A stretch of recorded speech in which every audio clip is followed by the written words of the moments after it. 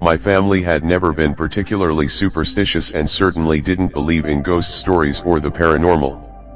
That's what made what happened to me an even more frightening experience, considering the bizarre circumstances.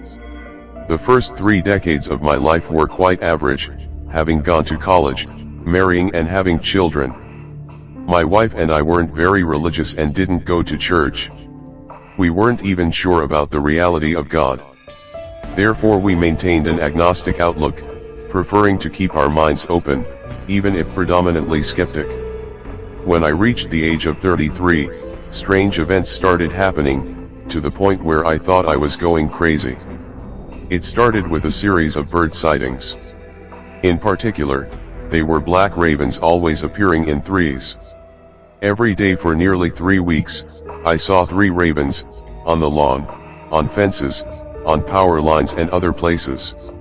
I asked a colleague at work about the ravens and she said that it was an omen that someone was about to die. When I told my wife, she laughed at me, but I was slowly convinced that something bad was about to happen. Then I dreamed about a dead raven smashing through the window. I felt like I couldn't escape them, but when I drove to work the next day, I was relieved to notice 0 ravens.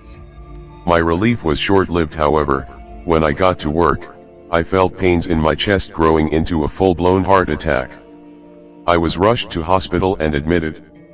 Soon I began to fade in and out while I waited for my wife and the doctor. As I lay there, I heard the fluttering and flapping of wings.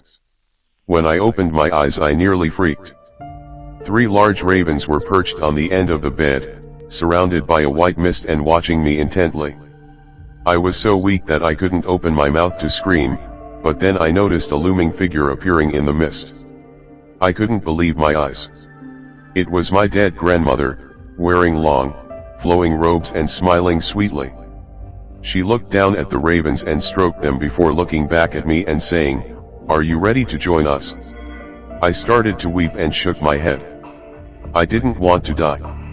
The problem was, I couldn't tell her I didn't want to go. She floated over and placed her hand on my head, then I saw my life flashing before my eyes as I continued to weep. Seeing my dead grandmother made me believe in ghost stories. I could hear her voice telling me that I hadn't taken care of my health and that I'd have to say goodbye to my family. The ravens started to call out and ruffle their feathers as a spiraling tunnel came into view, like a white tornado. I felt myself rising off the bed and floating through the tunnel, holding my grandmother's hand and crying hard. My grandmother said, "There's nothing to fear," as the ravens continued flapping and calling out loudly. I yelled, "My children! My wife! I can't leave them," as we continued being sucked up into the swirling tunnel. I'd heard about people's stories about death being a peaceful event and how they didn't want to come back. It was a different experience for me.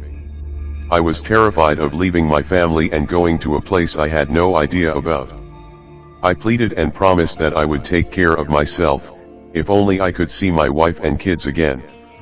Suddenly I felt like I was falling a million miles an hour, then I slammed onto the bed and felt the searing pain.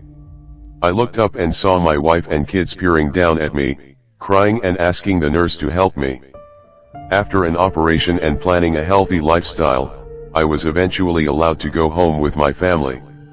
I'll never forget that day, and I changed my mind about the afterlife, but did my best to stay away from ravens,